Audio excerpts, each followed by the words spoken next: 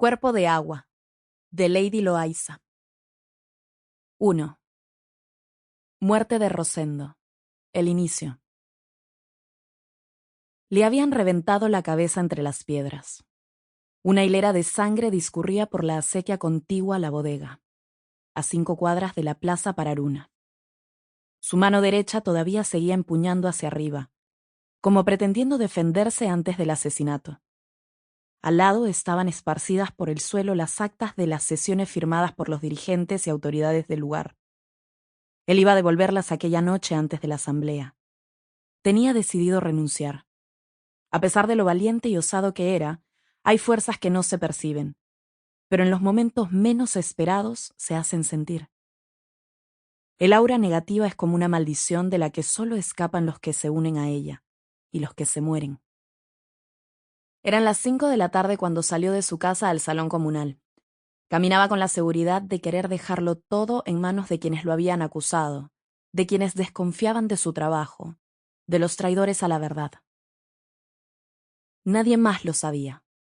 Tal vez hubiera intentado decírselos, pero en el fondo sabía que nada hubiera valido.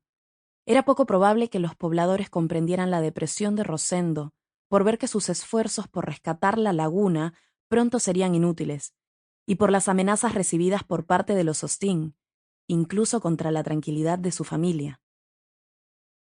Estaba en esa condición vulnerable a la que son expuestos los que se atreven. Sus razones finalmente quedarían en el lado oculto, donde a veces va a parar la verdad, sin querer, sin desearlo, porque la vida de los que se ama está en juego, y la sospecha de toda intención aleatoria la pondría en riesgo en cualquier escenario. La presencia de Rosendo siempre había resultado un problema para los Hostín, quienes creían que podían gobernar a su antojo desde sus propiedades, desde esa cima incógnita. Nadie en Pararuna los conocía. Aún así, tomaban las decisiones importantes sobre las tierras y el agua del pueblo. Allí no había voz que valiera más que la suya, tampoco donde hubieran hecho una inversión. Tenían sus derechos ganados e imponían su voluntad a donde fueran. No les importaba si vivía gente alrededor, ni secar una laguna que fuera de su uso. Lo resolverían. Para lo cual Rosendo era ahora una pieza incómoda. Lograr su intangibilidad fue la soga al cuello de un hombre para el que siempre estuvo claro el bando donde debía estar. El charco de sangre que ahora custodiaba sus restos era acechado por las palomas negras que picoteaban los granos de maíz que llevaba en sus bolsillos. Como si la desgracia no quisiera irse, una de ellas arrancó sus párpados tentando hacer lo mismo con sus ojos. Una garúa densa salvaba la escena, y las aves ahuyentadas por el agua sobrevolaron hasta perderse en la niebla, y el episodio gris que pronto enlutaría toda la ciudad. Su lucha había sido decisiva para lograr que se respetara el acuerdo de intangibilidad de la laguna, lo que impedía el uso de las aguas del Yanamantra por parte de la minera y de cualquier empresa que lo requiriera. Rosendo se había enfrentado a la clase emprendedora del país. No bastó con las denuncias en su contra por invasión a la propiedad privada o por desacato a la autoridad, por supuesto, siempre vilmente exageradas, y otras tantas interpuestas meses antes por los Hostín para sacarlo del juego. Él siguió firme en el propósito para el que el pueblo le había dado todas las licencias, pero que ahora la muerte extrañamente le arrebataba.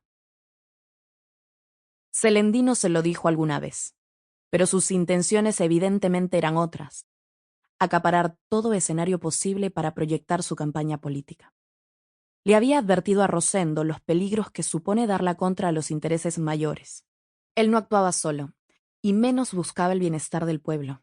Por eso hace algún tiempo, Celendino se venía encargando de indisponer a Rosendo ante los dirigentes de los pueblos anexos, haciéndoles creer que perseguía intereses personales y que recibía por lo bajo dinero del proyecto que no compartía con la comunidad. Lo habían puesto boca abajo para que pareciera un asalto. Alegarían que había bebido de más, y que en medio de un forcejeo había sido acuchillado por el estómago, y como venganza ante la resistencia puesta, lo habían apedreado en la cabeza. Llevaba el dinero de la comunidad, y esa era la coartada perfecta para librar de responsabilidad a quienes en verdad lo habían asesinado. A esa misma hora, en el pueblo se celebraba una fiesta.